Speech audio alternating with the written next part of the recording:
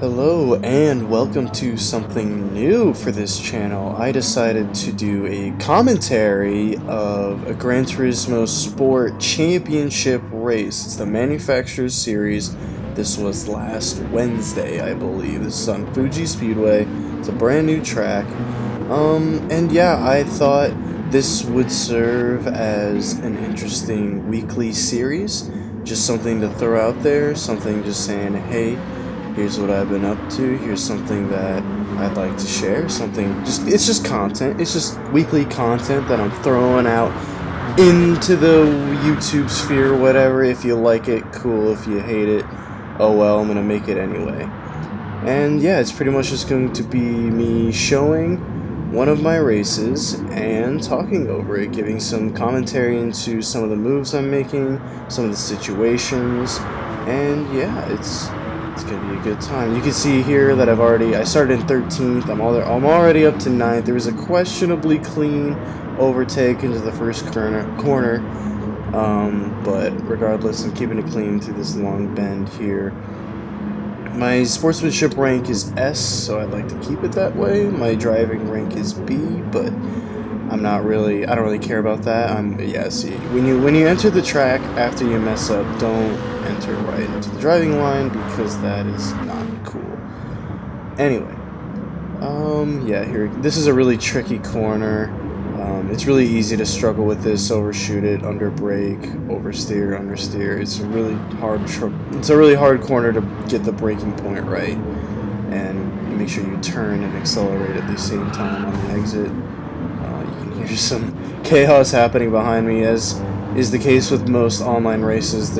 Even in the S rank races, there's always going to be some chaos, and you'll see later in the race, on the last lap, people even start dive bombing, which is pretty uncharacteristic for a sportsmanship rank S race. But you know, it's online. People are gonna be goofy. I kept all the information up on the screen, like tire degradation, my revs, my fuel, placement, lab, yeah, just all that for visual, just in case I'm not covering something that maybe you want feedback or information on. Yeah, it shows everything. God, thank you, Polyphony, for the ghosting feature. Some people really like to be cheeky with that. I've had a couple races where people will be ghosting and they'll intentionally sit on the driving line, and they'll go a little slower than usual in the hopes that they lose their ghost form and bump into you, just to slow you down and whatever. And it's really not cool. Oh man, these bends are really hard to get right. They're really slow, but they're really hard. They're really hard to get right. You need to really hit the apex at a certain point. There's so many different driving lines you can take through some of those bends. Some of the bends that are coming, that are in Fuji in general. But there was that one before, and the ones that right here coming after that tricky corner. This is probably the trickiest and most technical part of the track, because there's so many different driving lines you can take to find that perfect apex. You can take the early apex, the late apex. It's all about managing your acceleration, because it feels really slow. You feel like you're not doing it right because you're going so slowly through some of these corners, but that's how you have to do it. It's all about finding the apex. It's not really about finding the proper entry and exit speed. You kind of have to worry about that second. Oh, and this is great, just going 3 wide down the main straight. Yeah, oh man, that's a great shot. The battle with the Lexus and the Corvette. It's not as easy as just because I had the inside line going to the first corner, but yeah, you see the Corvette. They actually did a pretty good move there where they snuck in. They took kind of it. They entered in wide so they could have the late apex and go in on the inside. But you can see I kind of closed the door there. And yeah, I go wide here, but that's so I can have the late apex. Yeah, right there. Yeah, Fuji Speedway is just a great track. I really love this track. It's really hard to get right. It's really hard to learn, but once you get the hang of the tricky bends and the braking points, but what really kind of throws a wrench in the machine is with championship races. You know, you have tire degradation, you have fuel consumption, damage is turned on, so there are a lot of different variables that could affect your race. And I really like something that Polyphony did with tire degradation. Excuse me. It's not just with, it's not just a loss of grip, it's a loss of overall speed too. So as the race goes on, and you know, you can keep it tight, you can keep it tighty even with with really tired tires, I guess you could say. You could manage the understeer and the oversteer and the loss of grip and run a pretty clean lap, but the overall degradation can make your lap times decrease by a second, 2 seconds. It's brutal. So it really, even though you don't need to refuel in this race, it really encourages you to pit and put new tires on, because they also make it so you can have different tire compounds other than just hard. I think it's just hard and medium in this race, but that alone is really something that adds a lot of technicality and strategy to this race, which I really appreciate. That kind of makes it different than normal sport races in this game. Kind of make the championship races hard to prepare for, and so you have to be smart about when you pit and if you should pit. I've seen people who just deal with. I think the same did the Nations Cup the same day. I saw people who didn't pit at all, just stayed out on the hard compound the entire time, and you know, you can tell that they struggle, but they didn't pit, so they didn't really lose any of that time that they would have if they had swapped to mediums or just a new set of hards. In this race, I hold out on the hards for a while. You can start to see me kind of, oh yeah, this is just bad. You can see me struggling to adapt to the tires degrading, and so it's kind of me feeling out these bends with all of a sudden way less grip, and so your braking is a little different. You have to finesse the steering a little bit. I use a controller, so it's really hard to get those really specific movements down like you could with a wheel. Road cars are especially hard to control with a controller, so racing cars, they really nailed the controls with just a normal gamepad to make it so you can do some cool stuff. I mostly use, I change between cockpit view and hood view. I mostly use hood view just because you get, your depth perception is a lot better. You see the width and the length of your car, so you can really see where it's a lot easier to see where the apex is for certain corners. But I know it's not really professional to be looking, you know, like 10 feet in front of you. You need to really be, your line of sight needs to be way off in the distance sometimes. That's something I've been practicing, but for now I like hood cam because it helps me react a little better. It's a little better in racing than it would be for qualifying, because qualifying you don't really need to worry as much about other cars on the track unless you're in certain situations. So you can kind of change your focal point for how far you should be looking ahead. Yeah, I think I pit in lap 7 or 8 for mediums. Yeah, I don't. Yeah, you can definitely tell I'm struggling in some of those corners compared to when I was a little earlier in the race when I had more grip. This is kind of a weird limbo spot to be in the race. I'm going to spoil it right now. I don't win this race. It was just a race I felt good about because I started in 13th and managed to make my way all the way up to 2nd place for a little bit, but that was just because he was in the pit. Yeah, you can see him exit right there, but I get ahead of him. I think, I'm not entirely sure what happened. I think it's just because my tires, he's on a fresh set of tires and I'm on an ancient set of tires, so in general I'm just way slower. Yet you can see it's reflected in my times. I'm just not as fast as I need to be to defend against this car with brand new tires. So he's probably going to get past me here pretty soon. He's running really close, but I'm still defending. You can see I'm kind of holding the inside line, which is kind of ruining his race. But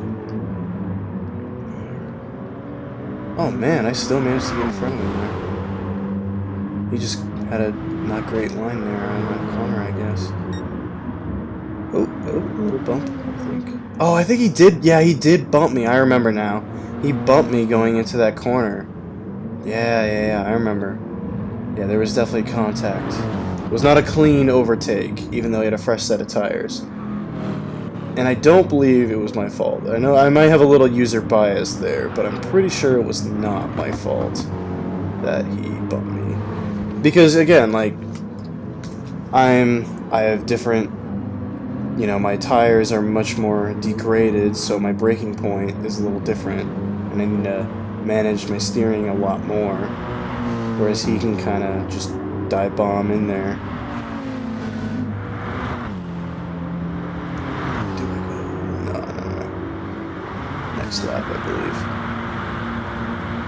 Yeah, I really wanted to stay out because I wanted to really make sure that the guy behind me, if is basically, I don't know, I was really just kind of trying to pay attention to the people behind me, because I knew if I pit, then, and they didn't pit when I pit, they would keep going, but they're on an older set of tires, so it would mean that I made a good call. It's really hard to tell until you actually reap the rewards of the pit stop, especially when you're pitting so late. But the medium tires degrade way faster than the hard tires, so, you know, you can really only use them for 3 or 4 laps before they become effectively useless. Yeah, I'm just in kind of a weird limbo. The competitiveness has kind of died down more. Everyone's just trying to catch up to the other. It's more a game of tires and pit strategy now in this stage of the race, which I really appreciate that is even a thing in a video game. You know, I watch a lot of Formula 1, and, you know, a lot of that strategy comes down to when you pit, how fast the pits are, you know, what tire compound you swap to, you know, the distance between the car in front of you and the car behind you when you pit, if they've pitted, all that. So it's pretty crazy that a video game gives you the opportunity to think strategically like that. Most online racing games are more just about, you know, how well you're doing in the actual race. I mean, I don't play Forza Motorsport, but I can't imagine you have things like this going on in Forza Motorsport's online mode. It's kind of what sets Gran Turismo Sport apart from its competition, is just its, I don't know, realism.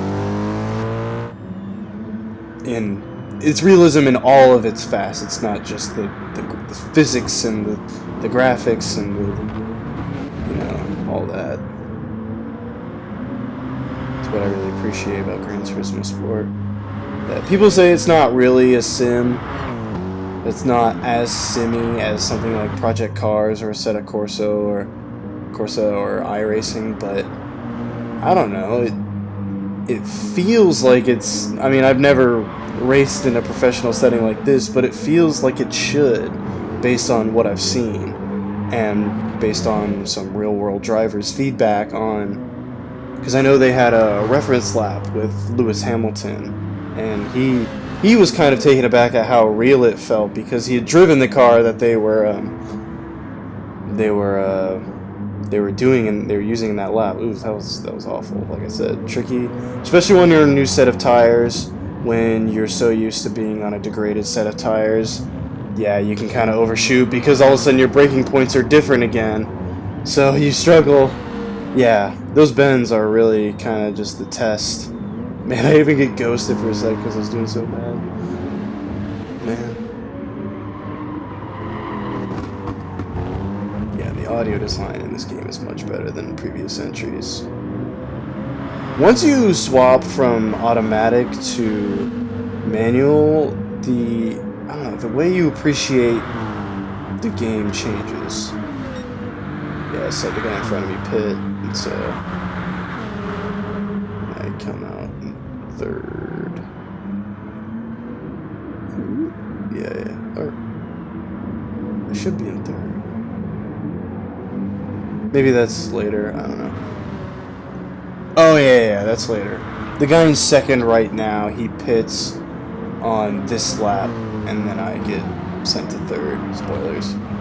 Oh yeah, and that guy has the blue flag on him. You're always a little worried because sometimes you forget that the blue flag is in effect, so you're worried that they're just trying to cheese the ghosting effect so they can screw your race. But I've had a couple. The Formula 1 race they had on Saturday night before the Japanese Grand Prix, that was an incredible race, and I qualified. I usually don't do great. I usually don't do too great in qualifying, either because someone else screws my lap, or I screw my own lap, or I'm on the wrong tires and I swap, and when I'm on the new compound I don't get a good lap in time. So a lot of different variables happen, but on Suzuka I got pretty far ahead, but I was about to get lapped by the guy in first place, but I actually managed to stay ahead of him. In fact, like, because it automatically ghosts you when a blue flag is in effect. I think it's when you're within 1.5 seconds, because I believe that's the real FIA rules, that when you're within 1.5 seconds, that's when you're supposed to go under the effect of blue flag, which means to give way to the car that's lapping you to prevent any contact or to ruin the race, because that's happened before. I lost my train of thought. Oh no. Oh yeah. But I would fall in and out between the blue flag radius of the guy in first place who was lapping me. And I was in the top 10, so I was actually going faster than him at certain times, which made me feel a little good, but also bad, because I knew that if I'd qualified better, I probably would have been in contention for the podium at least. But because not a lot of people really understand. Because you drive a Formula 1 car in this game much different than you drive a normal road or race car. You're accelerating through corners that you absolutely would not be in a normal racing car. So you kind of have to change your mindset, which is something I really like about this game, is how there's so many different cars that perform so differently. So when you jump from one car to the other, you have to completely change the way you think about how you brake and how you accelerate and where you should shift and what the tires are like and stuff like that. It's pretty incredible. Alright, we're coming in. This is the second to last lap. In third place on the podium, at least. Apologies for this part of the race being super boring. It's more just kind of appreciating the form, seeing the cars behind me catching up to me, because as you can see, my tires have degraded horribly. And so there was a real threat of the cars behind me passing me, one mistake and it would pretty much be over. So in that sense I was feeling the pressure, but I was also very calm in this moment, knowing that I didn't need to perform exceptionally well. All I really needed to do was just stay on the track and keep a decent racing line. So yeah, see, there it is. That guy definitely tried to dive bomb me, or was just misjudged his braking point, tried something on the last lap to get ahead or something. I have no idea what that guy was thinking, but he definitely suffered for it, because you can slowly see him just dropping positions. Yeah, man, this track is so much fun. It'd be fun if in Formula 1 they alternated between Suzuka and Fuji, like they do with, or they used to do with Nürburgring and Hockenheimring in Germany. Because they did do Formula 1 races on Fuji for a while. Because I'm a relatively new Formula 1 fan, so I don't really know all the history. But I know enough to know that they used to race on Fuji, but they don't anymore. But the drivers probably like Suzuka a bit more, in a Formula 1 car at least. I'm not sure which track I prefer, Suzuka or Fuji, quite yet. Suzuka I definitely know better, but this track just gives you so much more opportunity to experiment with new driving lines. Yeah, here we come. Closing in with it. No fuel, no tires, but a podium finish. And with that, that's pretty much going to be the end of the video. I tried something new here. I hope you enjoyed it. I definitely want to make this a weekly series. If you'll indulge me, I don't really care. I mean, I'll appreciate feedback, but this is literally just I want to post something on a weekly basis. So, yeah, hopefully future races are a little more thoroughly exciting than this, you know, from front to back. But, you know, it was a solid performance. I gained 10 positions, which is pretty remarkable. Yeah, I consider myself to be okay at this, but if you see something I could do better, then I'd love to know. And with that, I think I'll end it. That's the end of the race, and that's the end of this video. So thank you for watching, and I'll see you next time.